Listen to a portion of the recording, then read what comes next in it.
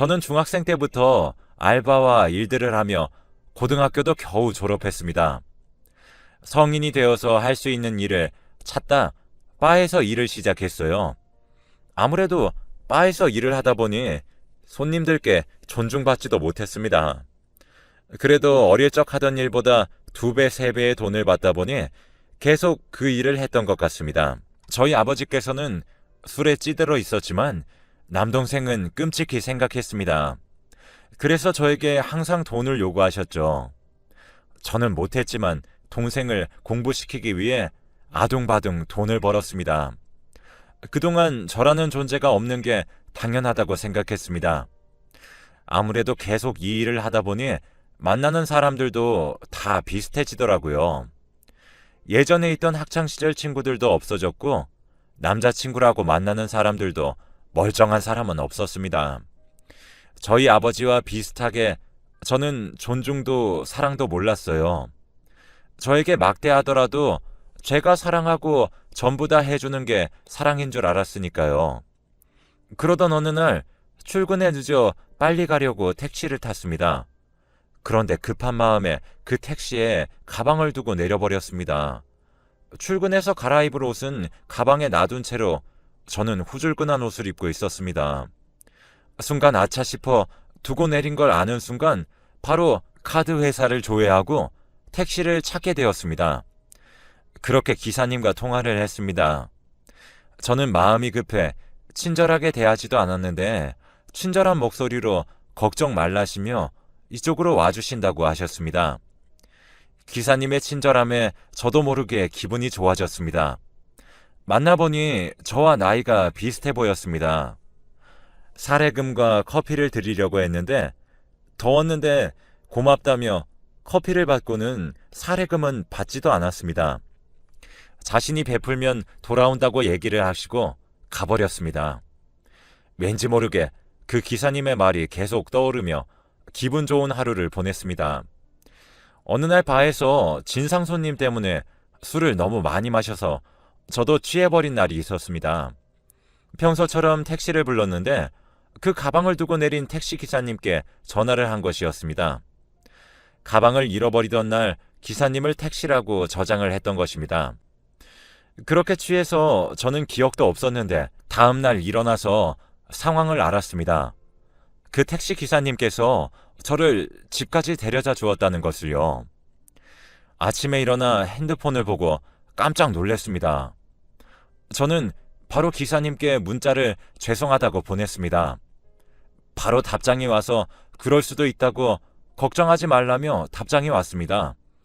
분명 생긴 것도 제 스타일이 아닌데 그때부터 그 기사님의 얼굴이 아른거리기 시작했습니다. 그렇게 저는 감사의 인사로 밥을 사겠다고 하며 자연스레 저희는 사귀게 되었습니다. 하지만 저는 남자친구에게 제가 일하고 있는 직업에 대해 이야기를 제대로 한 적이 없었습니다. 항상 대충 얼버무려 제가 다니는 술집을 알려주지 않았어요. 당장에 일을 관두고 저희 집의 생계를 끊을 수도 없었고요. 근데 이 남자는 제가 이제껏 알던 사람들과는 정말 달랐습니다. 어쩌면 이게 당연한 걸 수도 있는데 저만 못 누리던 삶이었을지도 모르죠. 성실하고 소박한 그의 모습에 저는 정말 많이 배웠습니다. 그런 모습이 멋있다는 것도 알았습니다. 그리고 저희는 좀 이르지만 둘 다 30 중반이기에 자연스레 결혼을 이야기했죠. 저는 어떻게 제 직업을 이야기할지 고민을 많이 했습니다. 관둘까 생각도 많이 했습니다. 그렇게 하루하루가 지나 어느덧 남자친구의 가족들을 만나게 되었습니다. 남자친구네 집은 부유하진 않지만 정말 마음만큼은 부유한 사람들 같았습니다.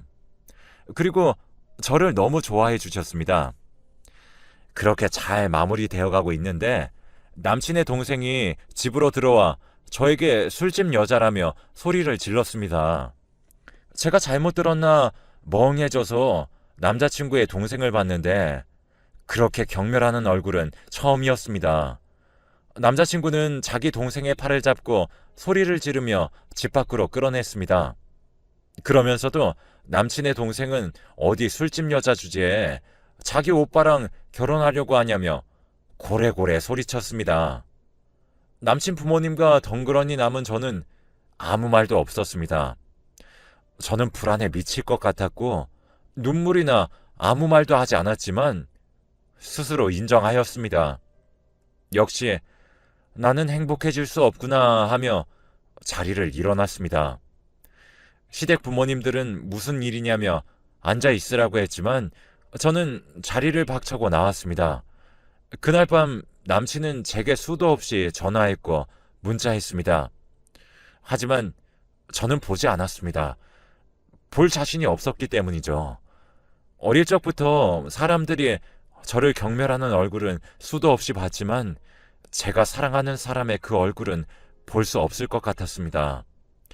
남자친구는 저의 집에 찾아와 울며 말했습니다. 자기도 다 알고 있었다고, 하지만 저를 믿기 때문에 기다렸다고 말했습니다. 아니, 이런 사람이 세상 어디에 있냐고 할 수 있지만, 네, 저는 그만큼 복받은 사람이었나 봐요. 그런 남자를 만났습니다. 저희는 그날 밤 서로를 안고 함께 엉엉 울었습니다. 이제껏 살아온 삶이 이 사람 덕분에 떳떳해졌습니다. 남친은 시댁과 연락을 끊었습니다. 그리고 저와 혼인신고를 했고요. 그렇게 저희는 떳떳하게 결혼했습니다. 그리고 남편 덕분에 술집에서의 일도 그만두었죠. 저는 술집만큼 벌지 못하지만 식당의 주방에서 일하며 남편을 따라 성실하게 살아가고 있었습니다. 제가 일하는 식당은 주방과 화장실이 옆에 붙어 있어 손님들이 지나다니며 주방이 보이는 구조입니다. 그래서 그런지 누가 저를 봤는지 신우가 식당으로 뛰어들어와 제 머리채를 잡았습니다. 손님과 사장님 모두 있는 자리에서 술집 여자 주제에 오빠를 꼬셔서 잘 살 수 있을 줄 알았냐며 고래고래 소리를 질렀습니다. 저도 저 나름 열심히 살려고 노력했고 좋은 남자를 만나고 싶었고 저도 여자입니다. 너무나도 부끄러웠고 제 처지가 한심했습니다. 하긴 저라도 끔찍하게 사랑하는 제 동생이 저 같은 여자와 결혼한다고 하면 가족을 버리고 도망가 그 여자와 산다면 미쳐 돌아버릴 것입니다.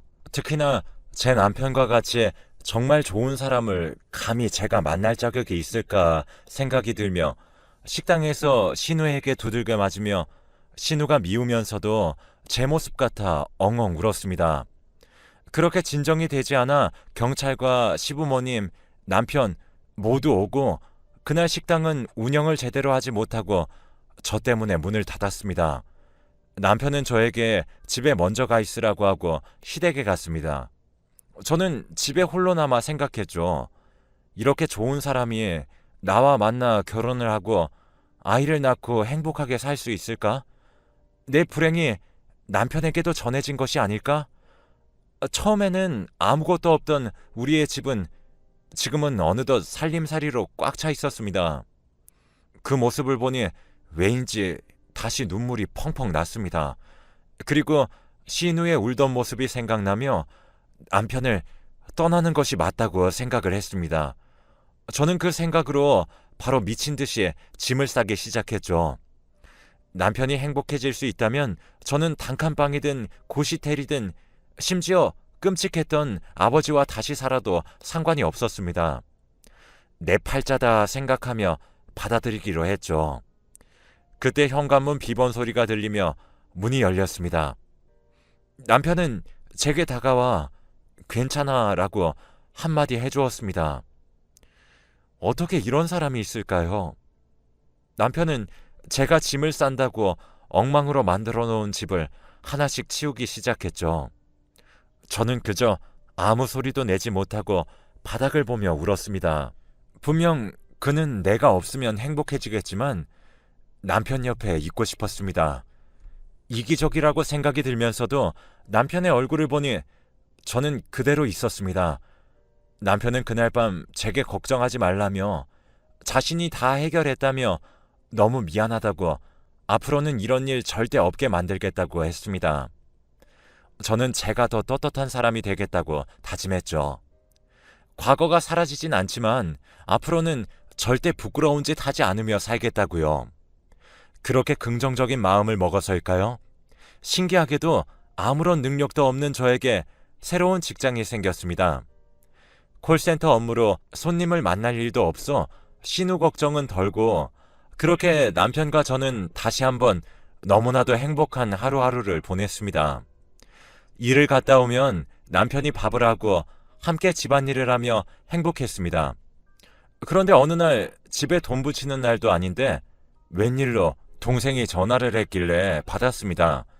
너무 반갑게 전화를 받았는데 동생은 저에게 고래고래 소리를 질렀습니다. 네 신우가 저희가 연락이 안 되니까 이번엔 제 동생에게 전화를 했다는 겁니다. 제 동생은 제가 술집에서 일을 하며 돈을 벌어 집에 준 줄은 몰랐습니다. 제가 술집에서 일하며 돈을 벌었다는 것을 알게 된 동생은 저에게 너무나도 상처되는 말들을 쏟아부었습니다. 술집, 그게 언제까지 저를 힘들게 할까요? 언제까지 그 꼬리표가 저를 따라다니게 될지 무서웠습니다. 떳떳하게 돈을 벌지 않았지만 동생을 위해 했던 모든 일들이 제 머리를 스쳐 지나가며 너무 화가 났습니다. 몰라주는 동생에게도 이런 인생을 살게 된 저에게도 신우는 제 동생에게도 더러운 것이라며 저와 싸잡아 동생을 욕했다고 합니다. 저는 이제 아무것도 없습니다. 시댁도 친정도. 남편과 저는 우리가 좋아서 한 결혼, 그리고 우리는 너무나 사랑한다는 것입니다. 과거는 이제 뭐든 상관없습니다. 불쌍한 제 동생은 관련도 없는데 저 때문에 욕되는 게 너무나도 화가 났습니다. 저는 그런 생각에 사로잡혀 신우를 찾아가 신우가 했던 것처럼 머리채를 잡고 소리를 질렀습니다. 네가 뭔데 내 동생한테 뭐라 그러냐면서 내가 부끄러웠어도 내 동생은 부끄러운 짓 한 번 한 적 없다. 당황해하는 신우의 모습을 보니 저도 부끄러워지기 시작했습니다. 아무튼 다시 그런 일이 생기면 이 정도로 끝나지 않는다며 으름장을 놓고 나왔습니다. 그렇게 일을 벌이고 나니 내가 잘한 건가 싶기도 하고 후련하기도 했습니다. 그리고 저는 집으로 향했습니다. 저녁이 다 되어 저녁을 해두고 남편을 기다렸지만 남편은 오지 않았습니다. 올 시간이 한참이나 지났지만 연락도 되지 않았습니다. 저는 그제서야 내가 잘못했구나 느꼈습니다. 남편은 그냥 화내는 일은 없었습니다. 저는 신우에게 연락했습니다. 죄송하다고 빌었습니다. 신우는 남편이 시댁에 와 있다며 답장 하나 오고 아무런 답장도 해주지 않았어요. 제 인생은 왜 이런 걸까요? 남편을 만났던 시간들이 모두 꿈 같았습니다.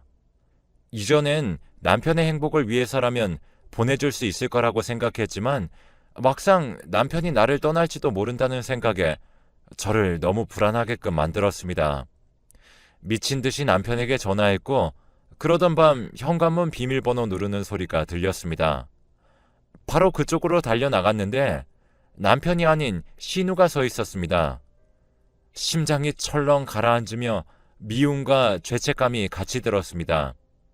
그리고 두 눈을 질끈 감았습니다. 신우는 제게 점점 다가왔고 제 잘못을 인정하기에 제가 흥분하지 않겠다고 생각했죠. 걸어와서는 식탁 의자에 아무 말 없이 신우는 앉았습니다. 평소와 너무 다른 모습이었습니다. 그리고 미안하다고 얘기를 했습니다. 제게 미안하다고 신우가 말한 건 처음이었습니다. 저는 너무 놀라 아무 말도 하지 못하고 눈만 껌뻑였습니다. 그리고 신우는 제게 앉으라고 말하더라고요. 저와 신우는 처음으로 소리를 지르지 않았고 서로의 얼굴을 처음으로 바라보았습니다. 신우는 평소와는 전혀 다른 얼굴 표정을 지었습니다. 저는 뭐라도 마실 것을 내주려 했는데 바로 신우는 조심스럽게 입을 열었습니다. 다 들었어요. 술집에서 일하는 게 좋은 거라고 생각하지는 않아요. 하지만 많은 상황들이 언니를 그렇게 만들었겠죠. 그걸 알지만 저는 저희 오빠를 놔주면 좋겠다는 생각에 언니를 너무 힘들게 했어요. 미안해요. 우리 집은 대단한 거 하나 없는 집안이에요. 그런데도 서로를 생각하는 마음은 어느 가정보다 낫다고 생각해요. 우리 오빠 돈은 많이 못 벌지만 누구보다 마음 따뜻한 사람이고 성실하고 소박한 사람이에요. 언니도 그걸 알고 있겠죠? 신우는 이렇게 얘기하면서 울먹이기도 하고 피식 웃기도 하며 자신의 감정이 왔다 갔다 하는 걸 너무나 잘 느낄 수 있었습니다. 그리고 너무 고마웠습니다. 그리고 신우는 이야기했습니다. 오빠는 저희 둘한테 화가 났어요. 저는 저희 오빠가 가족들과 연을 끊고 사는 게 정말 싫어요. 그렇다고 언니를 받아주고 싶지도 않아요. 그래도 제가 이제껏 했던 행동들은 정말 잘못했어요. 응원은 못해도 앞으로 미워하진 않을게요. 아, 그리고 저희 오빠 지금 여기로 오는 중이에요. 너무 걱정하지 마세요. 오늘 낮에 그 일 있고 오빠한테 전화를 했는데 우리 집으로 달려와서는 언니한테 사과를 하라고 하더라고요. 언니도 오죽하면 저한테 찾아와서 그랬겠는지 알고 있어요. 미안해요. 신우의 이런 이야기를 듣고 저는 남편이 여기로 온다는 사실이 너무나 좋았어요. 그리고 신우는 어느 정도 저를 이해해 주는 것 같아 너무 고마웠죠. 그렇지만 오늘 남편이 없는 끔찍한 하루를 겪고 나니 남편 없이 사는 건 정말 불가능하겠구나. 정말 끔찍하겠구나. 신우의 마음은 이해하지만 남편을 포기할 순 없겠구나. 저는 신우에게 고마워요 한마디 했습니다. 신우도 정말 미워하고 저를 힘들게 했지만 이렇게 찾아와줘서 이야기를 해주니 고마웠습니다. 관계의 첫 발을 디딜 수 있었던 것 같아요. 신우는 한숨을 한번 쉬고는 가볼게요 하고는 집에서 나갔습니다. 조금 후 남편이 집으로 돌아왔습니다. 정말 남편을 보자마자 안도감과 지친 마음과 행복한 감정이 함께 들면서 다리에 힘이 풀려 주저앉았습니다. 남편은 늘 그랬듯 다정하게 저를 부축해 주었고 저희는 마주보고 앉아 이야기를 나누었습니다. 남편은 아무리 연을 끊고 지내기로 한 동생이었지만 제가 함부로 대한 것에 화가 났다고 하더라고요. 하지만 이야기를 듣고 보니 제 동생에게 그리고 저에게 그런 행동을 한 자신의 동생이 이기적으로 보였답니다. 그리고 제게 사과를 해야 한다고 했고 오해들과 미움이 쌓여서 서로를 너무 힘들게 하는 이 관계들도 싫고 모두 행복해지고 싶어 했습니다. 그리고 남편은 저를 다시 믿어줬죠. 그렇게 저희는 돌아 저희가 함께 꾸렸던 이 집에 함께 앉아 있습니다.